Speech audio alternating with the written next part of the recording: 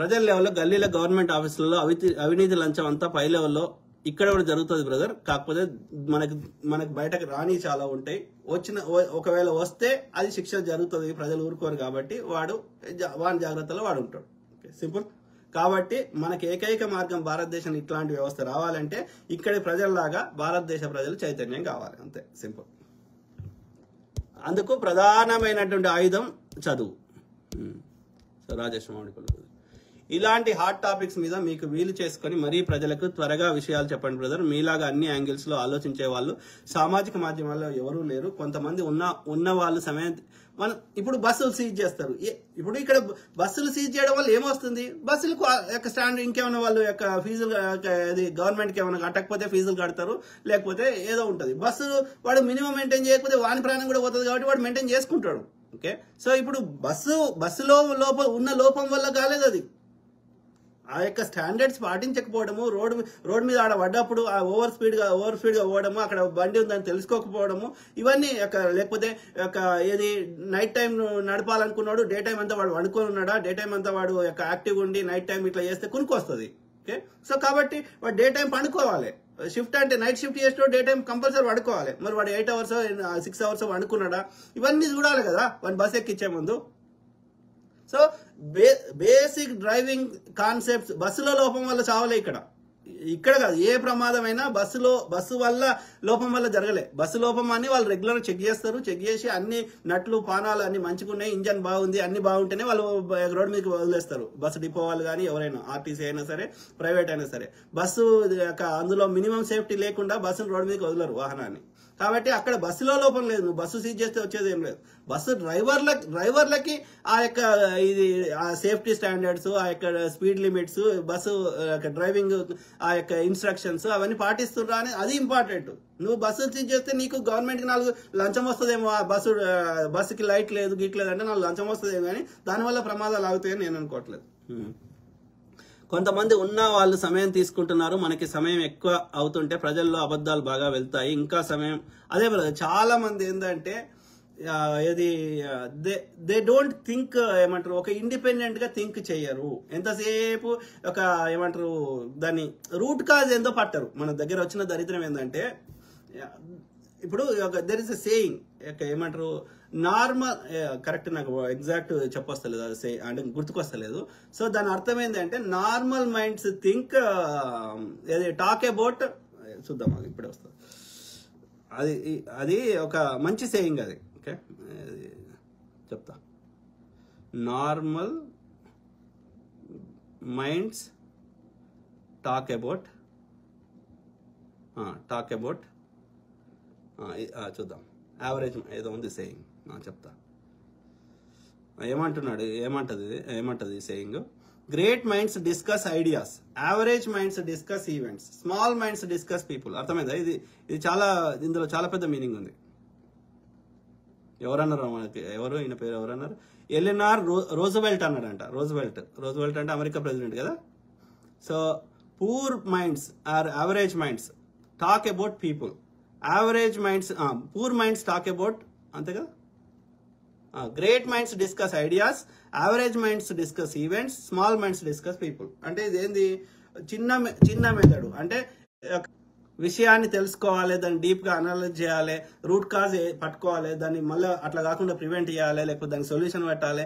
అట్లా ఆలోచించేటోళ్ళు ఏం చేస్తారంటే గ్రేట్ మైండ్స్ అన్నట్టు. అంటే దే గివ్ ఐడియాస్. ఓకే, ఒక థాట్ ఇస్తే థాట్ ని ఎట్లా ఇంప్లిమెంట్ చేయాలనేది అది పెద్ద విషయం కాదు. ఇప్పుడు ఒక ముఖ్యమంత్రి గారికో, ఒక ప్రధానమంత్రి గారికో, ఒకరికి సైంటిస్ట్ కో ఎవరికో ఒక ఐడియా వచ్చింది.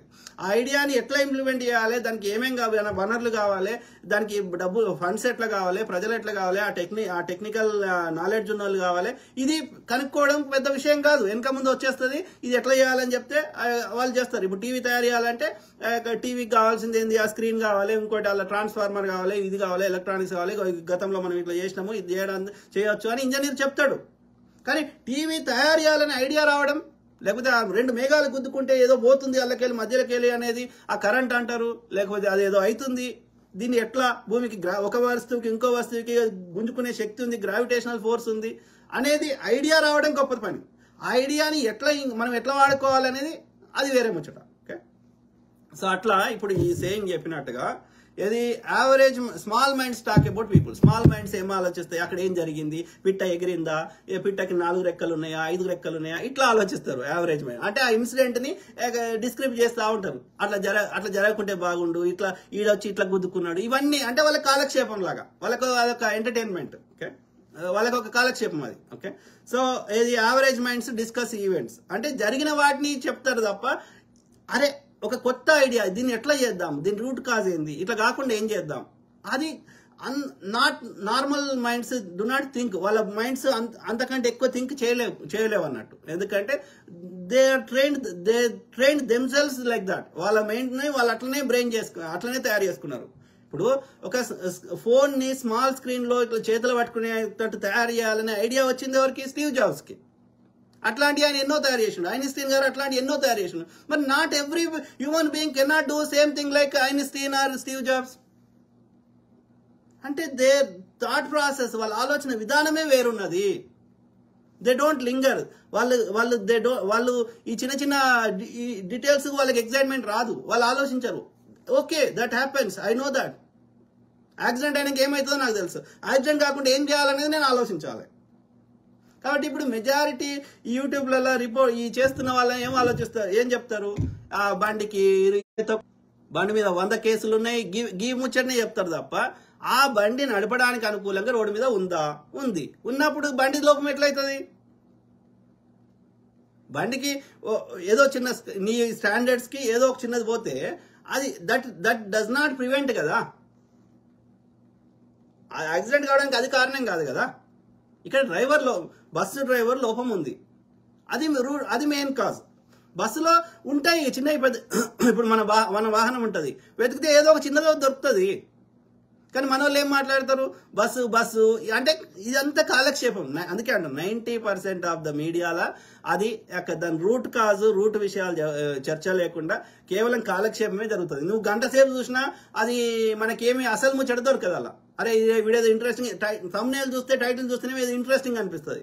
లోపలికి పోయి 20 నిమిషాలు గంట సేపు చూసినా మనకి ఏం ముచ్చట దొరకదు. వాళ్ళకి ఈ యొక్క యూస్ఫుల్ దొరకదు, మనకు తెలియంది కొత్తది ఏదైనా నిజంగా అక్కడ రూట్ కాజు ఏమి 90% ఆఫ్ ద వీడియోస్ అట్లనే వచ్చినాయి. అది రెగ్యులర్ మీడియా అట్లనే ఉంది, యూట్యూబ్ అట్లనే ఉంది. కాలక్షేపం. అందుకే అంటున్నా మెజారిటీలలో ఇక ఈ డి షోలు, జబర్దస్తులు, ఈ బిగ్ బాస్లు ఇట్లాంటి ఎంటర్టైన్మెంట్ కి యూజ్ అవుతున్నాయి మీడియా ఛానల్. కానీ ఒక ఏమైనా థాట్ ప్రొవోకింగ్ గా లేకపోతే అక్కడ రూట్ కాజ్ కి సొల్యూషన్ బేస్డ్ గా ఛానల్స్ అయితే లేవు. కాలక్షేపం ఛానల్స్ ఎక్కువ ఉన్నాయి, న్యూస్ ఛానల్స్ చెప్పుకుంటున్నారు. ఇంకా ఎక్కువ సమయం అయితే మర్చిపోతారు. అదే బ్రదర్, సమయానికి సంబంధం లేదు. మనం చేయాల్సింది ఇలాంటి పునరావృతం కాకుండా ఏం చర్యలు. ఇప్పుడు అవుతుంది ఇన్సిడెంట్ అయినప్పుడు ఎక్కువ బాధ అవుతుంది, 4 రోజులు అయినాక జర తగ్గుతుంది. ఇప్పుడు ఆ యొక్క ఫ్లైట్ ఇన్సిడెంట్ అయినప్పుడు ఒక 4 రోజులు 15 రోజులు ఎట్లుండే, ఇప్పుడు అదే విషయాన్ని అది కనుక్కున్నారు, దాని రిపోర్ట్ వచ్చింది అంటే కూడా ఎవరు చూస్తలేరు. ఓకే, ఏది ఆ యొక్క విమాన సంగతి.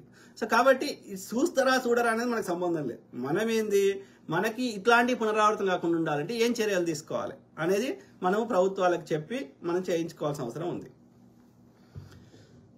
మీలాంటి వాళ్ళు ఇది జరుగుతున్నప్పుడే ఇది మంచి విశ్లేషణ అన్ని కోణాల నుంచి ఆలోచించి చెప్తే ప్రజలకి, అదే బ్రదర్ మనం కూడా ఆలోచించాలంటే దానికి పూర్తి సమాచారం రావాలి. కాబట్టి ఇన్సిడెంట్ అయినాక ఇన్స్టెంట్ గా మనకు తెలియదు, ఒక కయాసే ఉంటుంది. అంటే ఆ యొక్క ఏమంటారు, అయింది 4 నా ముందట కాలిపోయారు, ముద్ద అయింది, ఇట్లా అయింది అని ఉంటుంది. కానీ అసలు రూట్ కాజ్ ఏంది, ఎట్లా అయింది అనేది తెలవడానికి వాళ్ళు ఇన్వెస్టిగేషన్ చేసి అయినా కనుక్కోవడానికి 1-2 days టైం పడుతుంది. Okay, any incident.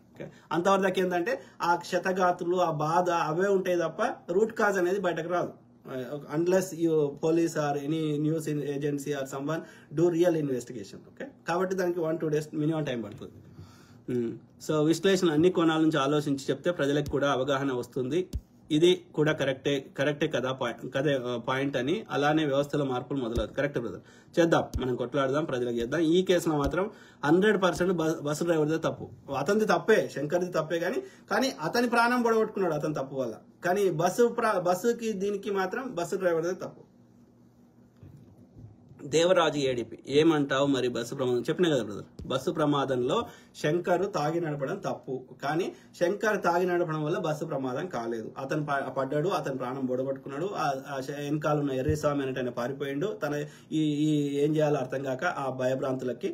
సో ఈ ఆడ బస్సు ఉంది, ఆడ ఒక వాహనం పడి ఉన్నదని గ్రహించలేకపోయిండు బస్సు డ్రైవర్. కారణం బస్సు మితిమీరిన స్పీడ్లో వస్తుంది. సాధారణంగా నైట్ పూట ప్రయాణించినప్పుడు నీకు లైట్లు ఉంటాయి కాబట్టి లైట్లలో ముందట ఏముంది, ముందట కల్వర్ట్ ఉందా, ఇంకోటి లొంద ఉందా, రోడ్డు చక్కగా పోతుందా, రోడ్డు వంకర ఉందా, ఇవన్నీ తెలుస్తాయి. ఓకే, ఎక్స్పీరియన్స్ డ్రైవింగ్ అంటేనే అది ఎక్స్పీరియన్స్ లేకపోతే రోడ్డు మీకే రావు కానీ. సో కాబట్టి నీకు ఆ యొక్క ఇప్పుడు కాదు రోడ్డు స్ట్రైట్గా పోతుంది అనుకుంటాం, రోడ్డు వంకర తిరుగుతుంది, తిరిగినప్పుడు నువ్వు వంకర తిరగాలి కదా బస్సు. నువ్వు స్ట్రైట్గా అట్లనే ఉన్నదని పోతే కలవదు కదా. సో కాబట్టి డే టైంలో కొంచెం ఈజీ అవుతుంది, ఎందుకంటే నీకు పెరిఫరీ విజన్ అనేది అది కవర్ చేస్తుంది. కానీ నైట్ టైం ఏమవుతుంది, నీకు పెరిఫరీ విజన్ అది కనబడదు, డార్క్ ఉంటుంది. కాబట్టి you have to focus more. అప్పుడు ఏమైతే ఆటోమేటిక్గా నీ స్పీడ్ తగ్గుతుంది. కానీ ఈ కేసులో మాత్రం డ్రైవరు మితిమీరిన స్పీడ్లో పోతున్నాడు, లేదా ఒకవేళ మితిమీరిన స్పీడ్ కాకపోతే కునుకొచ్చింది, ముందట ఏముందో గ్రహించలేకపోయాడు, ఆడ వాహనం పాడి ఉన్నదని గ్రహించలేకపోయాడు, గ్రహించి బ్రేక్ వేసే లోపల పుణ్యకాలం దాటిపోయింది. అయితే తాగాను ఉండాలి, నిద్ర వచ్చాను ఉండాలి, లేదు అంటే 60 కిలోమీటర్ పోయే దగ్గర 120 కిలోమీటర్లను పోయి ఉండాలి. ముందట అది ఉంది అని గ్రహించి స్పీడ్ బ్రేక్ వేసే లోపల పుణ్యకాలం దాటిపోయింది.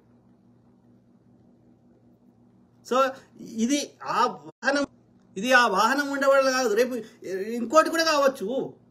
ఇప్పుడు వాహనం లేదనుకో, ఇతను ఇదే అప్రమత్తం లేడనుకో, అందుకే రోడ్డు మీద ఒక్క సెకండ్ కూడా నువ్వు పక్కకు చూస్తే ఏదో అవుతుంది. ఇప్పుడు అమెరికాలో కూడా మనం పోతున్నాం రోడ్డు మీద, నువ్వు అంత స్ట్రైట్ ఉంది అనుకుంటావు, ఒక్క నిమిషం ఆడ ఏదో రోడ్డు పక్క ఏదో మంచిగా ఉంది ఇట్లా చూద్దామని ఒక్క నిమిషం కంటే ఒక సెకండ్ 2 సెకండ్లు 3-4 సెకండ్స్ కంటే ఎక్కువ చూసినావు అనుకో, ఆ లోపల ఏమవుతుంది, ముందట ఆ ముందటోడు ఆగి నీ ముందటోడు ఆగిండి అనుకో, నువ్వు ఆపుదామనే లోపల నీకు బ్రేక్ వేసే లోపలనే పుణ్యకాలం దాటిపోతుంది. కాబట్టి వాళ్ళు క్లియర్గా చెప్తారు ఇన్స్ట్రక్షన్స్లో కానీ టెస్ట్లలో కానీ, ఈవెన్ పోలీసు వాడు ఆపినా ఫోకస్ ఆన్ ద రోడ్. ఎందుకంటే రోడ్డు మీద unexpected events anything could happen. మనం ఊహించినటువంటి ఏదైనా రోడ్డు మీద జరిగే అవకాశం ఉంది. పక్కకి వెళ్ళి జింక ఊరికి రావచ్చు, ఏమన్నా కావచ్చు. కాబట్టి always focus on the road, maintain the speed. Okay, unexpected ఏదైనా ఏది ఇన్స్టెంట్గా బ్రేక్ అయ్యి, and don't follow two close to the in front vehicle. ఆ ముందటి వెహికల్ని మరీ దాని దగ్గర నుంచి పోకు, డిస్టెన్స్ మెయింటైన్ చేయి. ఎందుకంటే వాడు సడన్ బ్రేక్ వేసినా ఏమేసినా నువ్వు కూడా బ్రేక్ వేసే టైం ఉండాలి. మరీ దగ్గరికి పోతే వాడు సడన్ బ్రేక్ వేసిన అనుకో, నువ్వు పోయి కుదుతావు. కాబట్టి మెయింటైన్ మినిమం డిస్టెన్స్, ఇవన్నీ చెప్తారు డ్రైవింగ్ చేసేటప్పుడు. ఒక కార్ డ్రైవర్కే గిన్ని చెప్పినప్పుడు ఒక బస్సు డ్రైవర్కి ఎన్ని చెప్తారు, ట్రక్ డ్రైవర్కి ఎన్ని చెప్తారు? వాళ్ళ ప్రాణమే కాదు కదా, వాళ్ళు పెద్ద వాహనము, వాళ్ళు టర్న్ చేయాలంటే చిన్న వాహనం ఈజీగా టర్న్ చేస్తుందా? సో ఎంతో మంది ప్రాణాలు రిస్క్ పెడుతున్నావు కాబట్టి, నీ ఒక్కని ప్రాణం లేదు కాబట్టి, అది పెద్ద వాహనం కాబట్టి ఇంకా ఎక్కువ ఇన్స్ట్రక్షన్స్ ఉంటాయి, వాళ్ళకి ఇంకా ఎక్కువ ట్రైనింగ్ ఉంటుంది. మరి అవన్నీ బస్ డ్రైవర్ పాటించిండా? ఈ కేసులో మాత్రం ముమ్మాటికి బస్ డ్రైవర్దే తప్పు.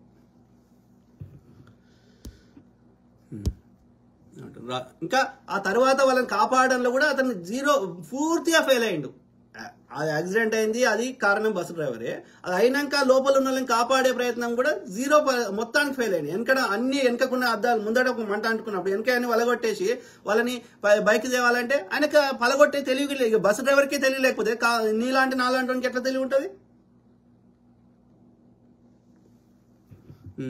సో చదువు లేని వాళ్ళకి ఓటు హక్కు తీసేస్తే ఎలా ఉంటుంది బ్రదర్? చదువుకున్న వాళ్ళకే ఓటు హక్కు అన్నిట్లోనూ కల్పిస్తే అది చేస్తే వాళ్ళకు కూడా ఏమంటారు, వాళ్ళు కూడా ట్యాక్సులు కడతారు కాబట్టి, వాళ్ళు కూడా దేశ పౌరులు కాబట్టి వాళ్ళ హక్కును తీసేస్తే బాగుండదు. కానీ అందరికి చదువు నేర్పిస్తేనే కరెక్ట్ పద్ధతి. కొన్ని విషయాలు వాళ్ళు తప్పు చేస్తారు కావచ్చు, ప్రతి విషయంలో వాళ్ళు తప్పు నిర్ణయం తీసుకుంటారని నేను అనుకోవట్లేదు. ఎంత చదువు లేనికైనా ఎంతో కొంత కామన్ సెన్స్, ఎంతో కొంత ఎవడు ఏంటిదో మినిమం అవగాహన ఉంటుంది, మొత్తం పూర్తి డీటెయిల్స్ లేకుండా. కాబట్టి వాళ్ళ హక్కులను తీసేయడం కరెక్ట్ కాదు. కానీ నెక్స్ట్ జనరేషన్లో ఎవడిగా చదువుకోనోడు ఉండకూడదు. అర్థమైందా? సో కాబట్టి చదువు యొక్క గొప్పతనాన్ని, ఇంపార్టెన్స్ ని, చదువు అంటే మన వాళ్ళకి ఏంటంటే ఉద్యోగం కోసము అన్న భావన చాలా మందికి చదువుకోవాలి ఇబ్బంది పెడుతుంది ఇంటర్నెట్. సో చదువుకున్న వాళ్ళకి ఏం ఉద్యోగాలు వస్తున్నాయిరా, ఎందుకురా చదువుకున్నవాడు ఏం చేయదు, ఆడది చేస్తుండు బాధ చేస్తుండు, ఇట్లా డిస్కరేజ్ చేస్తారు. కాదురా అయ్యా, చదువు అంటే మళ్ళీ 10-12 చదివిన చూపెడతారు. 10-12 కాదు, 15వ తరగతి 16వ తరగతి గ్రాడ్యుయేట్ కావాలి వాడు. గ్రాడ్యుయేట్ అయిన వాళ్ళు ఏ పని చేసినా డిఫరెంట్గా చేస్తారవ్వ. చదువు అనేది ఒక అవేర్నెస్ కోసము, చైతన్యం కోసము, ఉద్యోగం కోసం కాదు. చదువుకున్నోడు వ్యాపారం చేస్తాడు, చదువుకున్నోడు ఏ పని చేసినా డిఫరెంట్గా చేస్తాడు. కాబట్టి విషయ పరిజ్ఞానం కోసం చదువు కానీ ఉద్యోగం కోసం కాదు. కాబట్టి చదివి నీకు దండం పెడతా అనేది మనం ప్రజలకు ఎక్కియాలి.